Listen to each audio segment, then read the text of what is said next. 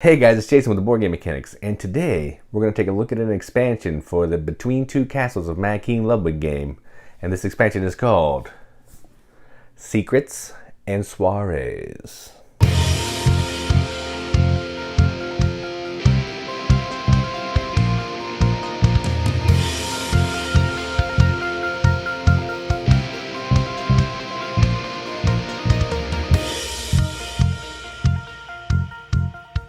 Secrets and Soirees is the first expansion, hopefully of many more to come, for Between Two Castles of Mad King Ludwig.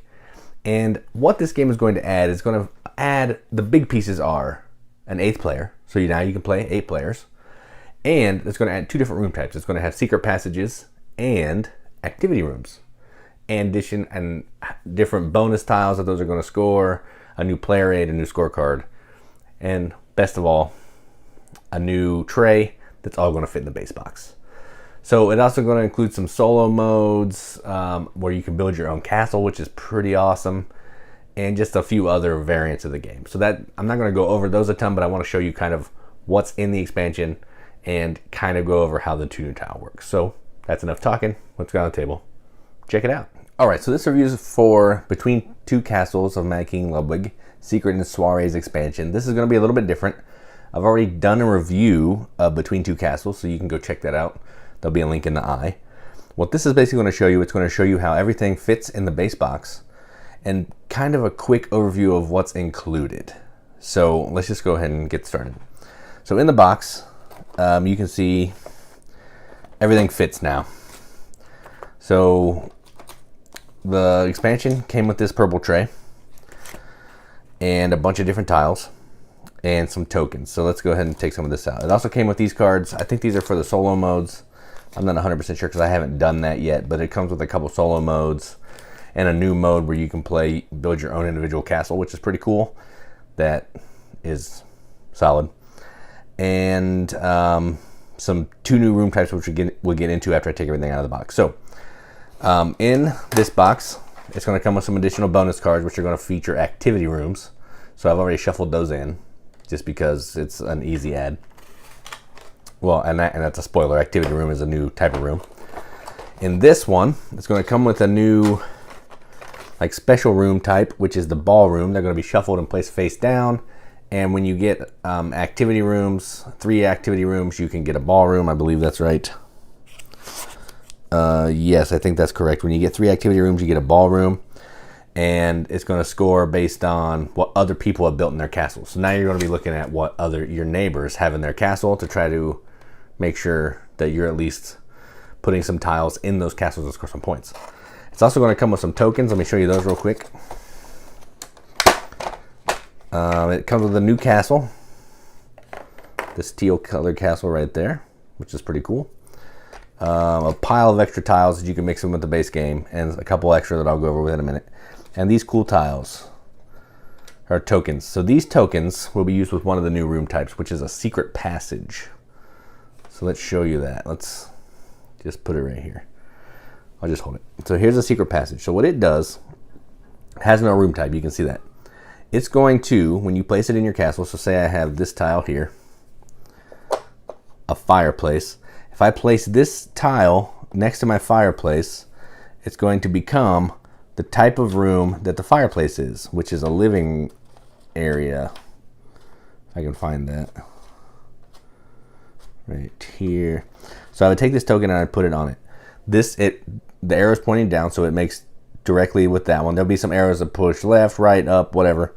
But this is what this does. It's going to mimic this tile for every purpose that this tile has. So it's going to have the same symbols, same scoring method, all that kind of thing. So if you point this to a tile that's not there, so say I build it right here and there's nothing below it, if something comes in later in a different round and I put it below it, so say I build this under it, then it's now going to mirror that tile, which is kind of how that works, which is pretty cool. So that's the secret room, and that's where the tokens come in handy. So there's a nice spot for those in the tray. And then there's going to be an activity room, which is the little guitar room up here. And it's going to score based on tiles that are around it. So if you can get a tile around it, you're going to get a point per tile. But if any of those tiles are the purple room, the living room, you're only going to get 1 point for this tile. So these tiles don't care as long as what's around them, unless it's that certain type right there. So that's how the activity rooms work. So that's what's in there. Then down on the bottom, it also came with an additional throne room, so that you're going to shuffle in and be able to use that. And there's a bunch of random tiles, different tiles. There's a different scoring pad, which would be this one. You can see it has ballrooms added. I think that's the only thing that's been added. Yeah, ballroom has been added. And activity room, because those are some new tiles. And it's going to come with a new round card, or what the icons do. And it's going to have what the secret rooms do, what the activity rooms do, and what you're going to get for the bonus. There's no bonus for the secret room, but it's on its own. But if you make it a purple room and you have 2 other purple rooms, it's going to fire off the 3rd living room. So it's basically going to be like the 3rd of that type. There is a rule change to the sleeping rooms. Now there's 7 types. So in order to get that bonus, you need to have any 6 of the other types. So it's a little, since there's an extra room, it gives you a little bit more freedom to get that tile.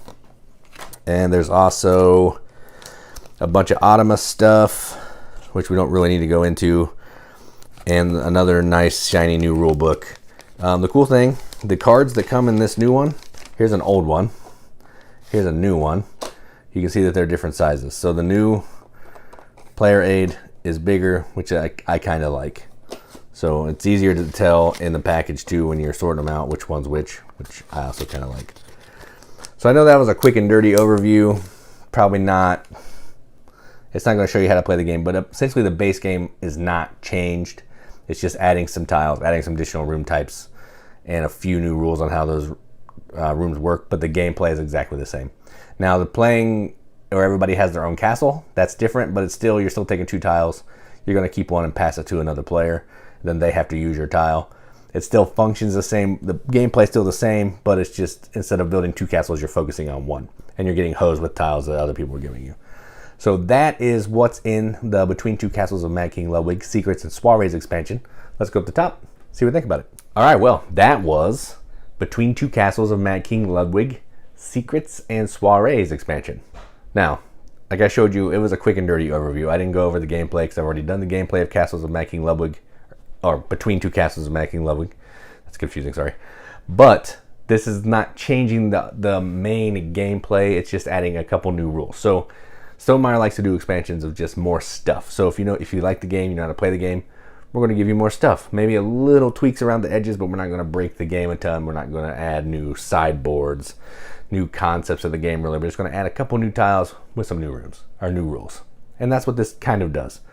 Now, the big difference in this one is, well, let's show a couple of, let's take another look at this tray.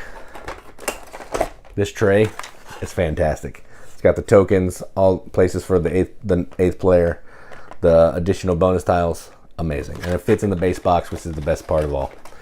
So my favorite part of this expansion is now there's a variant where you can build your own castle and you don't have to share with your neighbors. So it turns it from a semi-cooperative game to your own little world. But there still is a twist to that. The player next to you is going to give you a tile and you have to put it in your castle. So they're going to be looking at what you have. They're going to think, you really don't need this tile. Here, have this tile. It's going to mess you up.